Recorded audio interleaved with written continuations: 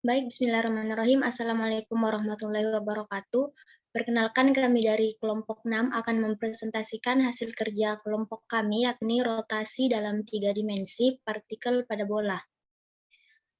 Baik, bisa dilihat anggota kelompok 6 yaitu ada Siti Nur Alifah Lutfi, ada Muhammad Kolbi, Andi Muhammad Iskar Ismail, Septiana Herlambang, Aulia Rahma, dan Hafiza Diaul Haq. Baik, materi pertama yaitu persamaan Schrödinger akan dijelaskan oleh saya sendiri, yaitu Aulia Rahma. Hamiltonian untuk gerak 3 dimensi adalah Hamiltonian sama dengan min H bar kuadrat per 2M dikali dengan nabla kuadrat ditambah V. Kemudian untuk rumus nabla kuadrat yaitu do kuadrat per do X kuadrat ditambah do kuadrat per do Y kuadrat dan do kuadrat per do Z kuadrat. Simbol V bar kuadrat adalah singkatan yang sesuai untuk jumlah dari 3 turunan kedua dan disebut sebagai Laplacian dan dibaca del kuadrat atau nabla kuadrat seperti yang sudah saya sebutkan tadi. Untuk partikel terbatas pada permukaan bola, di mana V sama dengan 0, dimanapun ia bebas bergerak dan jari-jari R adalah konstan. Oleh karena itu, fungsi gelombang adalah fungsi dari kolatitude theta dan azimut P. Bisa dilihat seperti pada gambar 9.35, ada koordinat kutub bulat. Untuk sebuah partikel terbatas pada permukaan bola, hanya kolatitude dan azimut yang dapat berubah. Baik, untuk materi selanjutnya akan dibacakan dan dijelaskan oleh Saudari Hafiza. Kepada Saudari Hafiza, disilakan.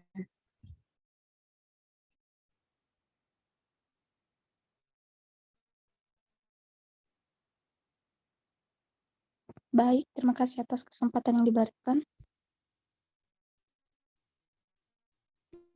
Seperti yang tadi dijelaskan bahwa sama dengan minus H bar kuadrat per 2M nabla kuadrat C sama dengan X. Seperti ditunjukkan dalam pembenaran berikut, persamaan inisial ini dapat disederhanakan dengan prosedur pemisahan variabel dengan menyatakan fungsi gelombang untuk konstanta R sebagai hasil kali psi theta, phi sama dengan theta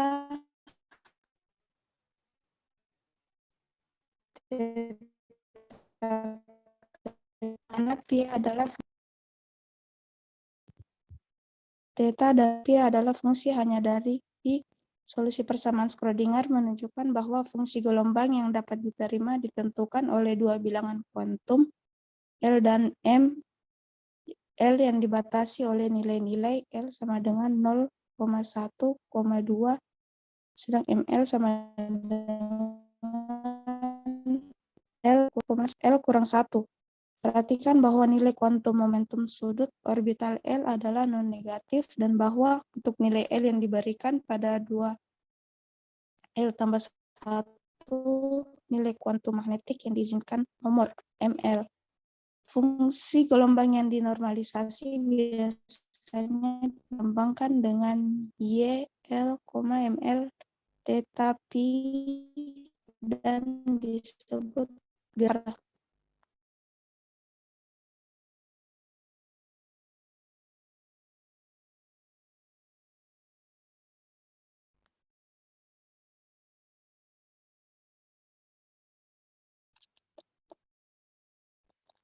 Seperti yang tertera pada gambar 9,36 yang merupakan representasi dari harmonik bola untuk L sama dengan 0 hingga 4 dan ML sama dengan 0 yang menekankan bagaimana jumlah node sudut, posisi di mana fungsi gelombang melewati 0 meningkat ketika nilai L meningkat.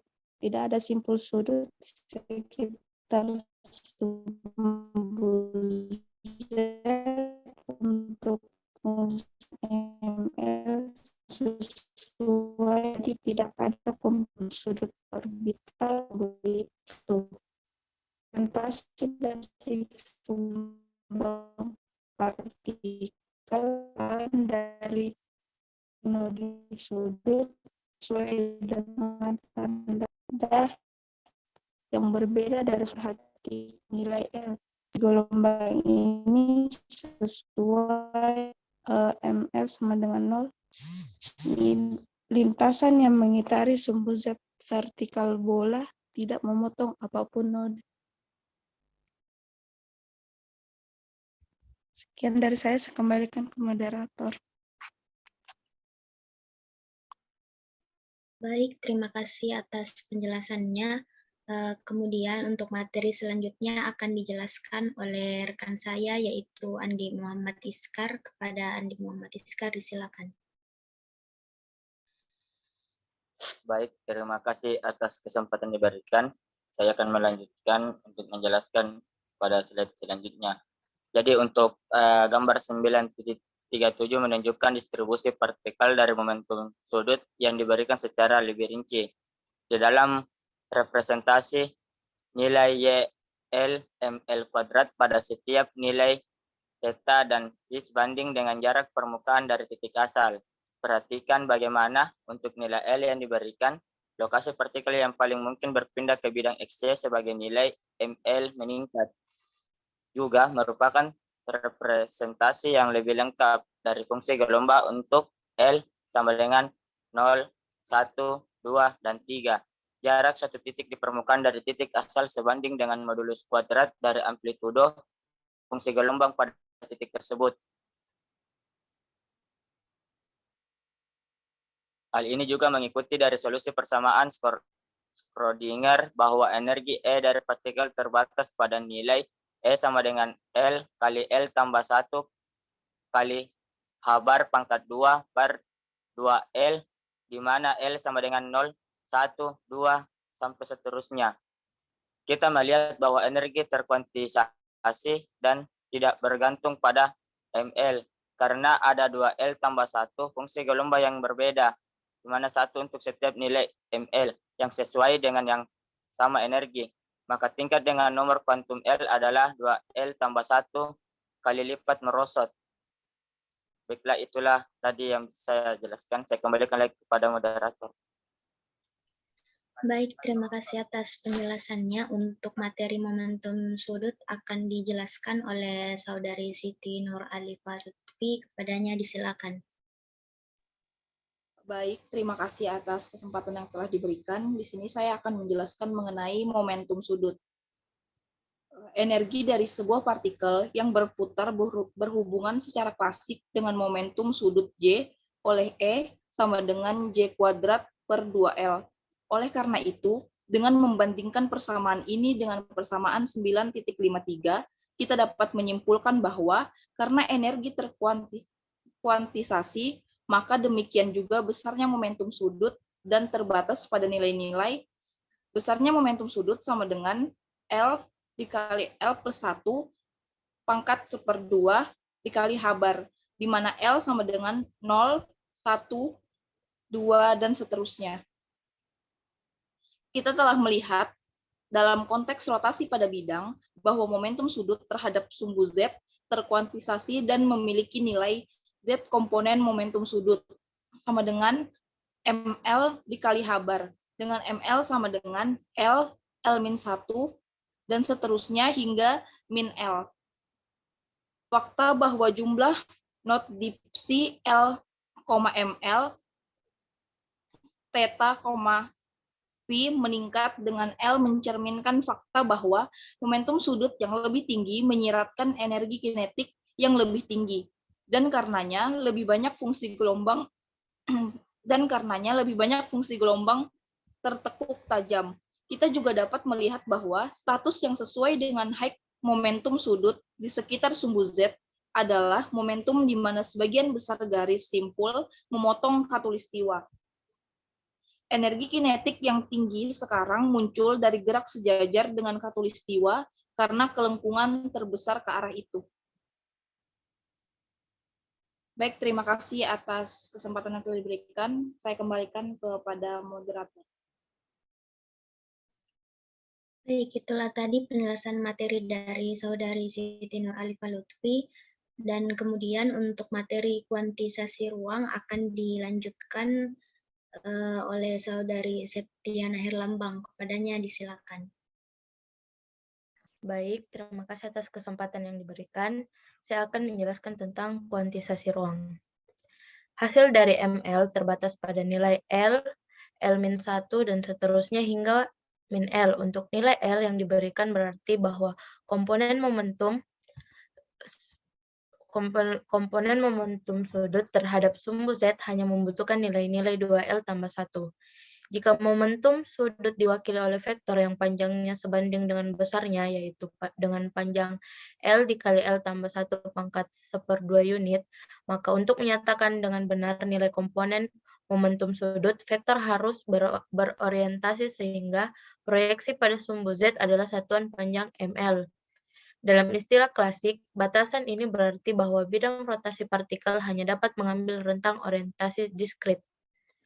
Hasil mekanika kuantum bahwa benda yang berputar tidak boleh mengambil gaya sembarang orientasi terhadap beberapa sumbu tertentu. Misalnya, sumbu yang ditentukan oleh arah medan listrik atau magnet yang diterapkan secara eksternal. Ini disebut dengan kuantisasi ruang.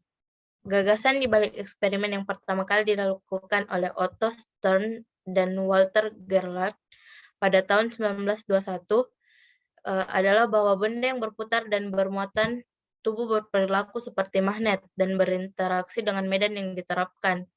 Menurut klasik mekanika, karena orientasi momentum sudut dapat mengambil nilai berapapun, magnet terkait dapat mengambil orientasi apapun. Karena arah di mana jaring magnet didorong oleh medan tidak homogen tergantung pada orientasi magnet, maka pita atom yang lebar diharapkan muncul dari daerah di mana medan magnet bertindak. Namun, menurut mekanika kuantum, karena sudut momentum terkuantisasi, magnet terkait terletak pada sejumlah orientasi diskrit, sehingga beberapa pita atom yang tajam diharapkan. Baik, itu saja yang dapat saya sampaikan. Saya kembalikan kepada moderator. Baik, terima kasih atas penjelasannya. Kemudian untuk materi model vektor akan dilanjutkan oleh Saudara Muhammad Kolbi. Kepadanya disilakan. Baik, terima kasih atas kesempatan yang telah diberikan. Selanjutnya mengenai materi model vektor. Sepanjang pembahasan sebelumnya kita telah mengacu pada komponen Z dari momentum sudut, yaitu komponen terhadap sumbu sembarang yang secara konvensional dilambangkan dengan Z, dan tidak mengacu pada komponen X dan Y, yaitu komponen tentang dua sumbu tegak lurus terhadap Z. Alasan dari penghilangan ini ditemukan dengan memeriksa operator untuk tiga komponen, di mana masing-masing diberikan oleh istilah seperti itu dalam persamaan berikut. Operator Lx sama dengan H bar dibagi I dikali Y do per do Z dikurang Z do per do Y. Untuk operator Ly, H bar per I dikali Z do per do X dikurang X per do Z. Untuk operator Lz, H bar dibagi I dikali X do per do Y dikurang Y do per do X. Perlu diingat bahwa ketiga operator ini tidak melakukan perjalanan satu sama lain, sehingga operator Lx, Ly itu nilainya sama dengan I H bar dikali operator Lz. Begitu pula dengan Ly, Lz, di mana nilainya ini berupa I dikali H bar dikali operator Lx. Untuk Lz, Lx nilainya yaitu I dikali H bar dikali operator Ly. Oleh karena itu kita tidak dapat menentukan lebih dari satu komponen, kecuali nilai L-nya itu berupa 0. Dengan kata lain, Lx, Ly maupun Lz adalah pelengkap yang dapat diamati. Di sisi lain, operator untuk kuadrat besar momentum adalah operator L kuadrat sama dengan operator L kuadrat X ditambah operator L kuadrat Y ditambah operator L kuadrat Z, atau bisa juga dikatakan dengan H bar kuadrat dikali lambda kuadrat. Operator ini melakukan perjalanan dengan ketiga komponen, yaitu operator L kuadrat, operator Lq sama dengan 0, di mana Q-nya itu bisa berupa X, Y maupun Z. Oleh karena itu, meskipun kita dapat menentukan besarnya sudut yang diketahui berupa momentum, dan salah satu komponennya jika Lz diketahui, maka tidak mungkin untuk tidak mendapatkan nilai dari kedua komponen tersebut. Sekian penjelasan dari saya kembalikan kepada moderator. Baik, terima kasih atas penjelasannya. Itulah tadi pemaparan materi dari kelompok 6. Lebih dan kurangnya mohon dimaafkan. Wabillahi taufiq wal hidayah. Wassalamualaikum warahmatullahi wabarakatuh.